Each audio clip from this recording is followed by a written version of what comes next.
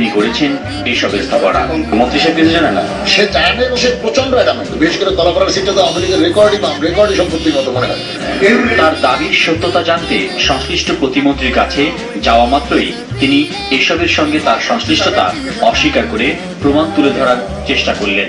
Interview করে দিব আমি, কারণ আমি ওর কিছু ও আমার নাম করে দিলে। হ্যালো, কে মাসুম? আচ্ছা, ওই যে তোকে এনে নদীর মধ্যে বলে ঘর উঠেছ, এই ঘর উঠেছ কাপদার দিকে গিয়া কবে আনা করছিস তুই? আমি যে কোন জায়গায় ঘর করবি তা তো আর আমি জানি না। তোমরা নদীর মধ্যে নামবে, নদী দল করে ঘর আবার ইয়ের অনুমোদন দিতে তোমাদের নাম চৌথ খাই বেড়া। আমার এলাকার স্বার্থ নষ্ট করে যদি কোনো লোকে কাজ করে তাহলে হ্যাঁ আমি কিন্তু একে মাটির মধ্যে পুঁততে দেবো।